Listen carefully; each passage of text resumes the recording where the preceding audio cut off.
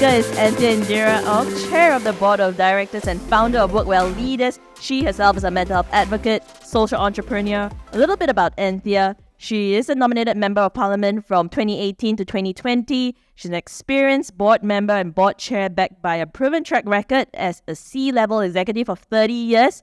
And I've spoken to Anthea personally, and really her passion and drive with regards to organizational well-being is very, very palpable and very, very contagious. And so I'm excited to have her. Anthea, over to you.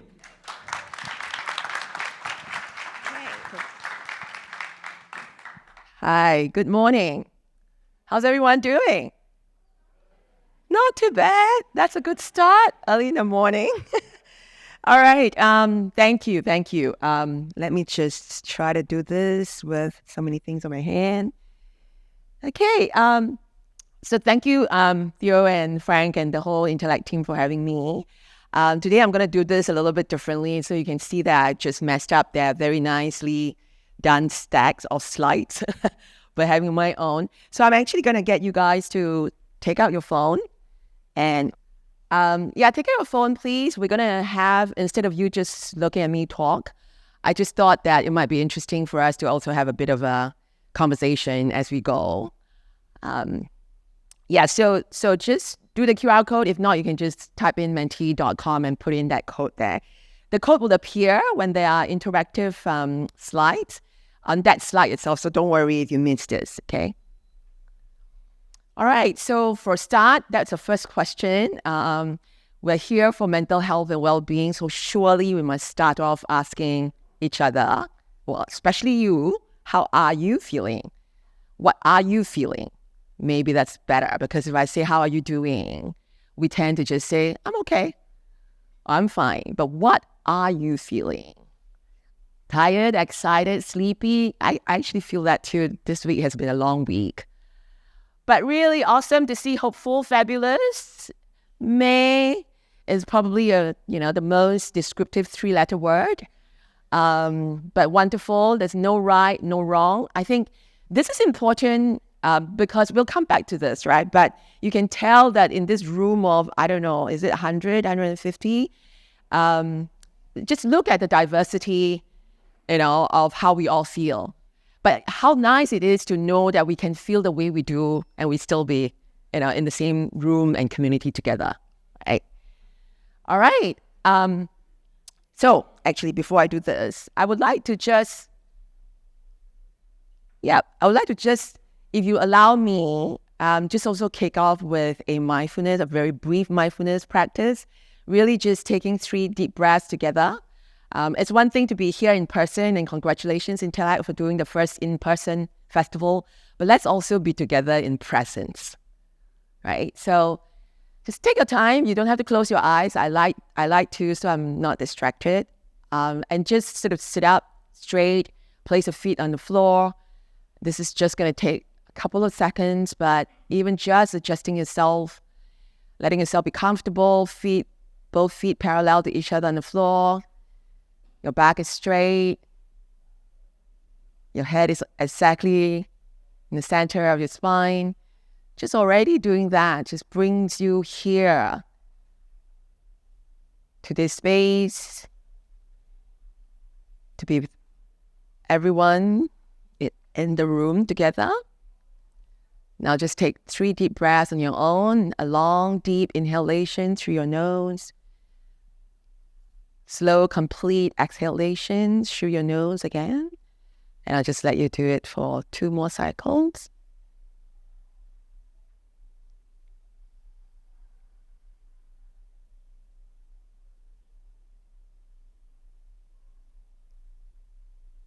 When you're ready, you can slowly open your eyes. How beautiful is that? Thank you. Thank you for letting me do this. Those of you who thought it was weird, sorry. It's not a very typical thing to do at a conference, I know. Okay, so I think some of you had gone ahead. Really also important for us to, just as a room, mental health is complex. There's evolution, as what Theo was saying in his first slide, how it has changed as well over the years. But more importantly, it's so much based on our own personal experiences and the conditioning that we've had. So you can see that just the word mental health calls up, such a diversity of perspectives and views. Really like actually the one up there, we don't know enough. Oops. Sure. That's all right. So I think why I thought a word cloud like this that unfolds before us as we come together, as Cassandra said in her opening, to us as an ecosystem, how we must constantly be reminding each other that we all really have a rather different understanding of mental health and well-being.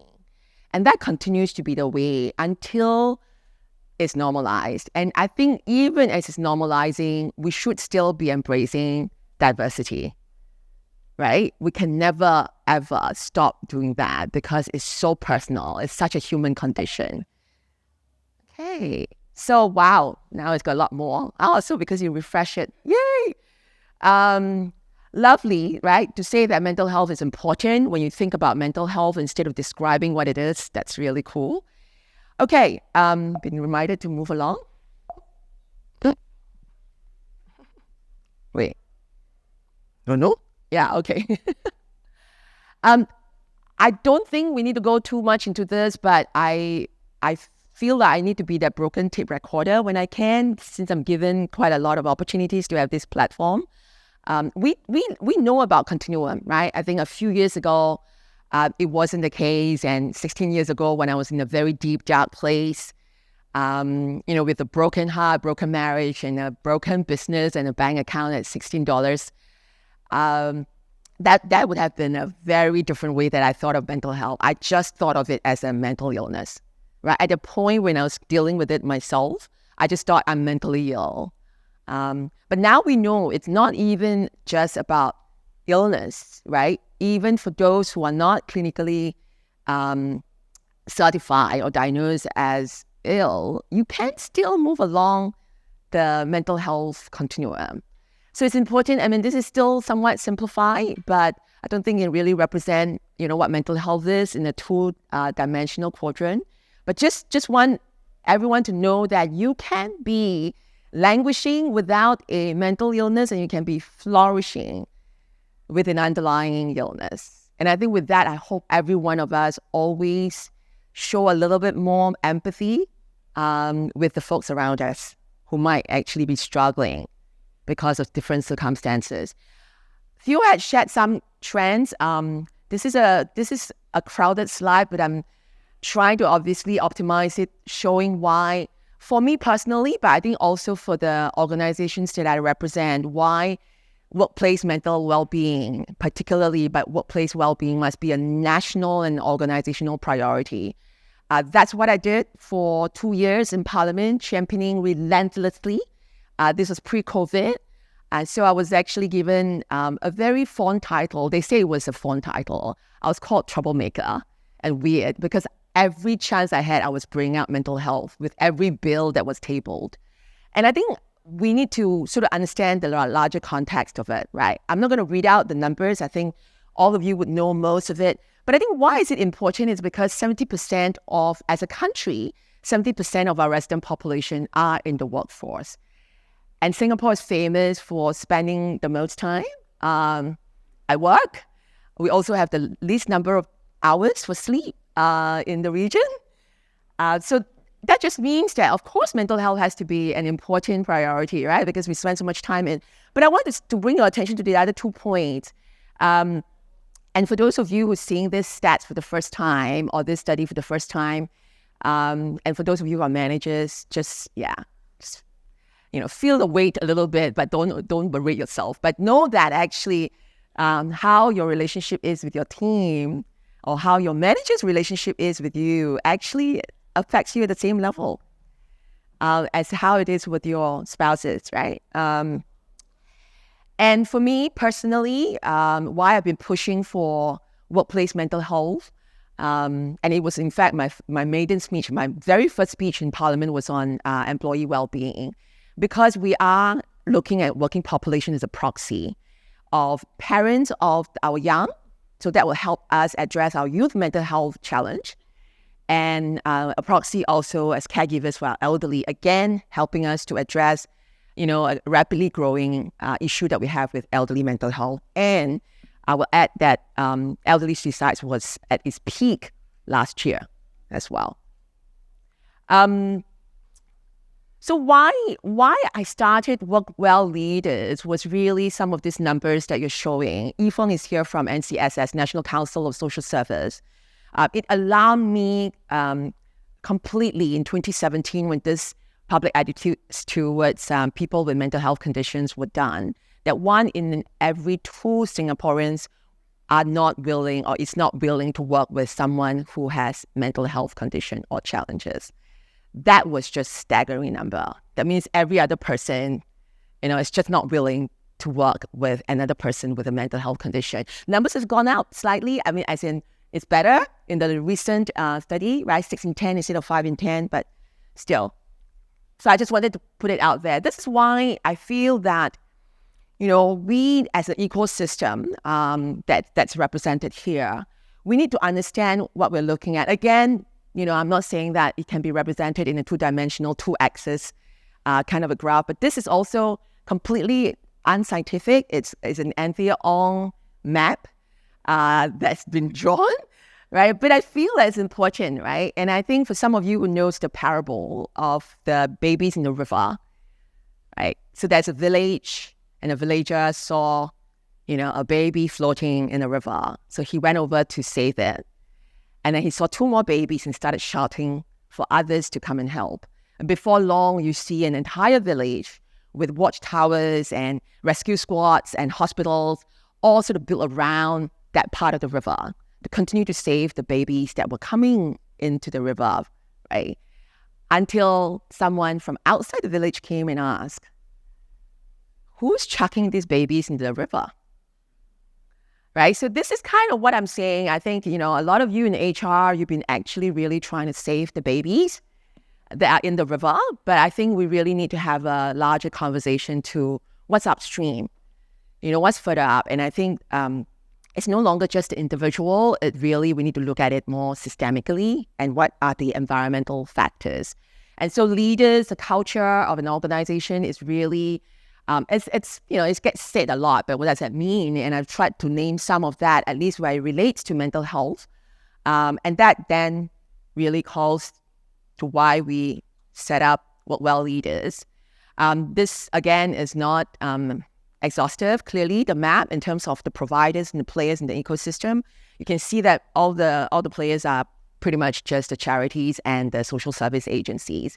I would not have space if I map up also the commercial providers as well. But I think you get a sense that, capacity, capability, and culture, where are we and how we need to think a little bit more. So this is really what Workwell is trying to do. So we started in 2018, pre-COVID, pre-Parliament for me. Interestingly, I had this idea when I was on a boat in Antarctica. I was there for a climate change expedition. And other than that number from NCSS in 2017 that alarmed me, I was also thinking that there's no way, right? I mean, burn out people will burn out the planet. And if most of us are in the workplace, then we surely must make sure we work on that if we're trying to work on climate change. I know, very, very kind of random and, unrelated, but that's what happened. So I'm just telling you the truth. So that's what happened. But what we're really trying to do is move at the systemic level through the leaders to change culture at all levels of the society. So very quickly, just wanting to be mindful of time. I would love to hear from you, right? Just a sense. Don't worry, it's completely anonymized. What you see up here is also just a summary of what this room feels they are in their journey where capacity, culture, and capability is concerned. Yeah. So I think, the lights of intellect is so important to help us build capacity and capability as they start to also put more offerings. But culture is not something that anybody can be taking over from you. You meaning you as an individual, you as a leader, you as an organization, right? It really does take an entire community entire village to work on culture. But leaders do have an outsized role and influence on that. Clearly, thank you. Sorry that I'm not looking at you, that you have to move around. Sorry. So, we had some of the bad news, right, in terms of numbers, and now it's from 1 in 7 to 1 in 5. But let's talk about the good news. The good news is that now, really, more than ever, COVID has been a big help. The big silver lining of COVID is that, there's been a huge confluence of research and studies, and also a lot of changes happening from all the stakeholders, to actually pressure leaders, employers, organizations to do more, right? And so we now know that if you are not looking at mental health as an employer, you're never really going to be the employer of choice. Not in today's world, right? So that gives a very strong reason. So this essentially is also a slide for a business case. If you are looking to do a business case to get more budget from your boss. The psychological safety increases.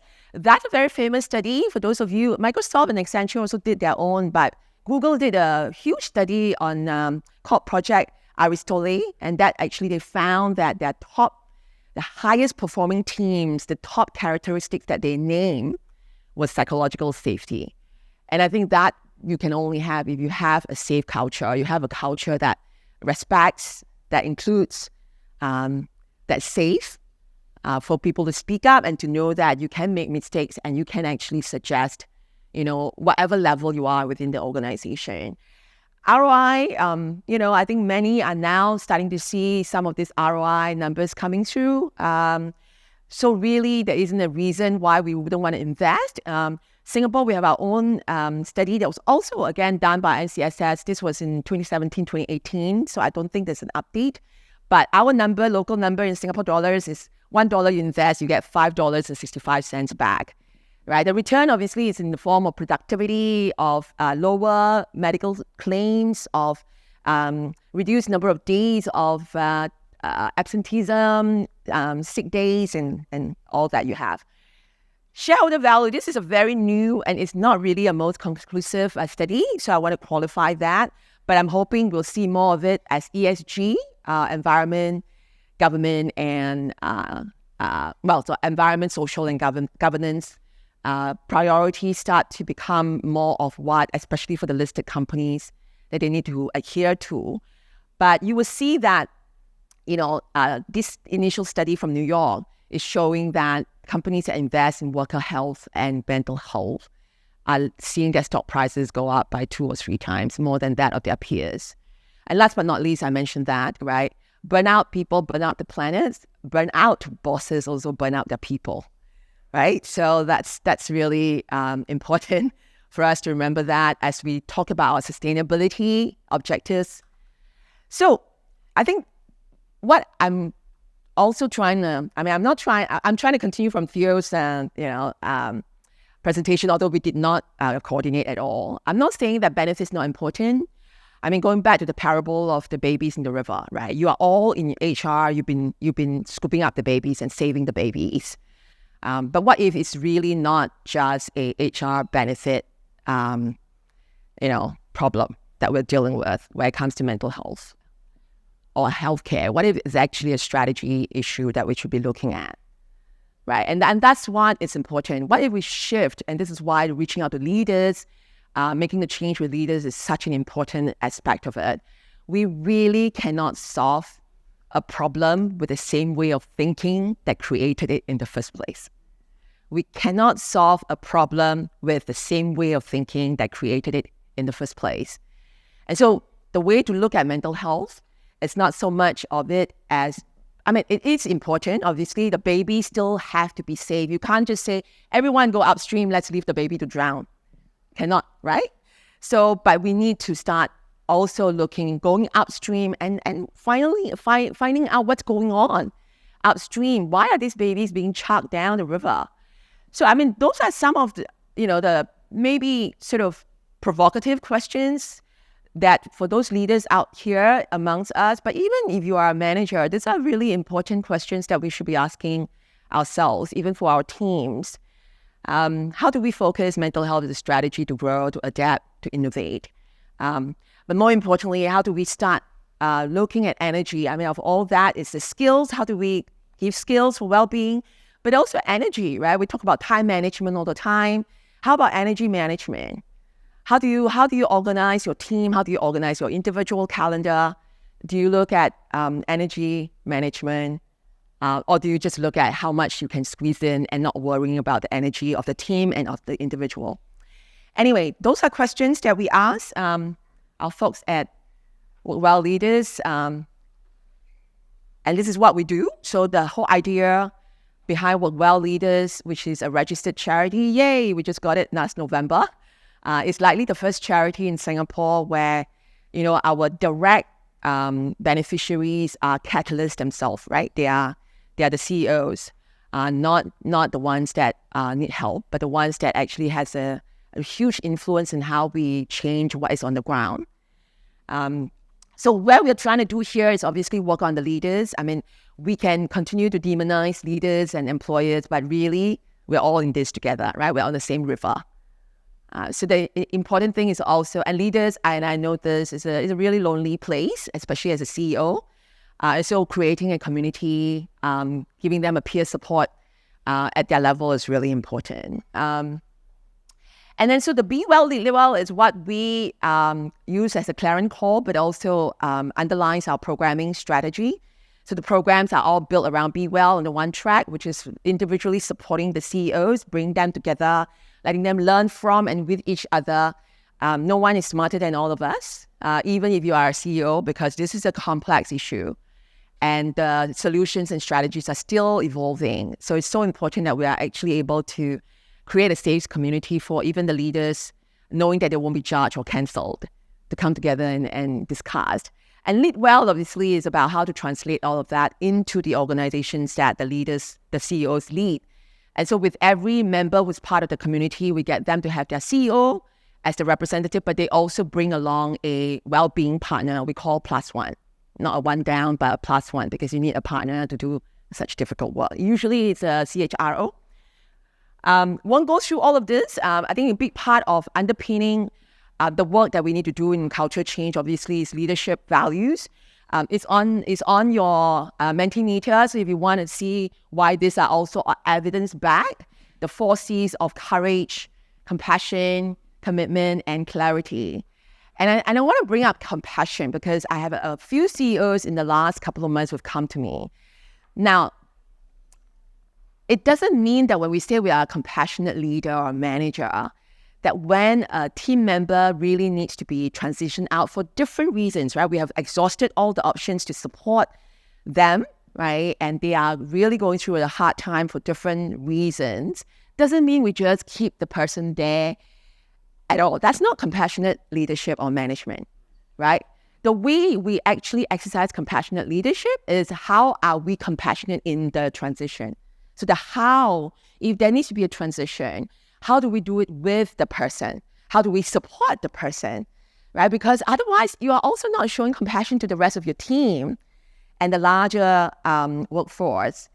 And to quote Brené Brown, to be clear is to be kind. That's why clarity is important, right? It doesn't mean that this is a nice, safe workplace, that there's therefore no accountability, right? You still have accountability, not just to the organization per se, but to each other in the team, right? And as an organization. And so compassionate leadership and management doesn't mean that you just don't do anything that's not seen as nice. Okay, we need to go. Thank you. All right, so just another little exercise for you to do. I'm completely gonna just bust the time as always. Okay. I just want to see where we are now when we talk a little bit about how we integrate mental health into strategy, making a strategic priority, not just an HR responsibility, remembering that we need to scoop up the babies, but we really also need to go upstream along the river. Yeah, so, yes, somewhat comprehensively maybe. And I think this is fine. We are all on a journey, right? And different sizes of companies, different resources you're given, and all of that would determine I just want to do a shout out. Anyone from NUS here? Yay! Hello. So NUS is one of our founding members of Workwell Leaders. They have given us permission to always share this framework. So this is an organization that really walks the talk, right? They have 12,000 employees and I think 40,000 or something students. So it's almost a town as big as Topayo or something, maybe even bigger. I think it's definitely bigger than my town in Marine Parade. So I mean, this could be what a comprehensive, strategy looks like when translated into action, into a framework for action. Yeah, I'm not going to go through all of that, but what I want to point out is this by no means means that this is the best of it all, right? It means that this is one way of looking at it, and NUS being the practice leadership, not just a thought leadership institution here, is always willing to share. But I think you need to tailor it to your own organization, obviously. But the leaders piece for culture and strategy is such a huge piece. So that really just means that the Workwell leaders work, it's just going to be, a lot and more to come in the years.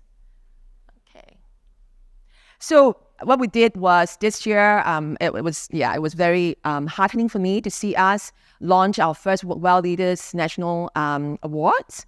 So this is the first time we have a sort of, I don't want to say it's comprehensive yet, we're still growing, sort of a first national standard for leadership and workplace well-being practices. And so you can see that NUS actually took home the big trophy, but the likes of DBS and OCBC and Otis are there. And I just want to share that it's totally doable, right? In terms of business outcomes, some of our members have reported the lowest attrition rate when they look at mental health as a business strategy. Some have even invested as much as 10-15% of their revenue into mental well-being efforts. While not all of us have that kind of budget.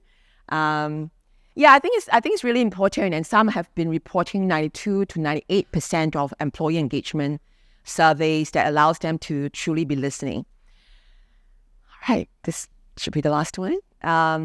So let's just share with everybody what comes for you as a manager, a leader, HR person. Yeah, all right, no questions then. What's the top well-being outcome for you? If you can keep it to mental well-being or well-being, I think,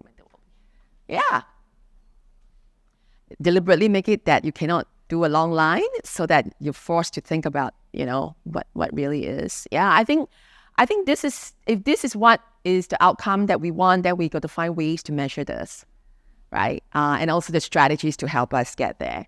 I think this is it, except that I'm going to ask you to do a favor. This is a major plug. So Workwell Leaders, we are doing a national pledge of leaders as part of the World Mental Health Day. So for those of you who are called to it, this is just for us to put it out there to say that I commit to taking actions to support the well-being needs of my people, my teams. And so please take a QR code.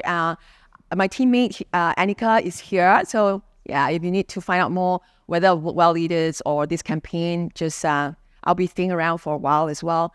I'm sorry, I wanted to actually have you guys ask questions, but still ask the questions in your Mentimeter. I think we have 1 minute to ask question. Anyone has a burning question that you want to raise? No? Yeah, I just want to say that the important thing to look at is, if you think about the numbers I showed in the very beginning of how 2.9% of our GDP is shaved off because of mental health, 16 billion, which Theo shared. Do you know that actually, just for comparison purpose, MPI just announced that our growth will be only 0.5 to 1.5% this year, right? So 2.9% of our GDP is being shaved. Imagine that if we are able to save that, then maybe we don't have to feel so stressed out as a country, as a nation, right? That's one simplistic way of looking at it. I admit it. But same for your organization, right? I mean, how much are you actually having to spend on mental health? And think about the savings that goes to your bottom line. And then maybe there won't be as much pressure to keep the top line if you still have the bottom line that helps you to keep the organization going. On that, I'll look out for your questions in Mentimeter. And yeah, maybe just one question, because it's an interesting question. What is the significance of the elephant logo? Yeah, I'm also wearing our pin here. Good question. So the elephant is really referring to the elephant in the room, right? So for the longest time, when we talk about mental health, we always skirt around it, right? We, even in studies, will come up with stress-related illnesses cause you right? We never really talked about mental health directly. And so that's the elephant in the room. Why blue? So blue, for the longest time across the world, not just here, is used to denote, so sometimes you see the blue ribbon, and that's for mental health across the world. And so we decided to make that logo as a blue elephant.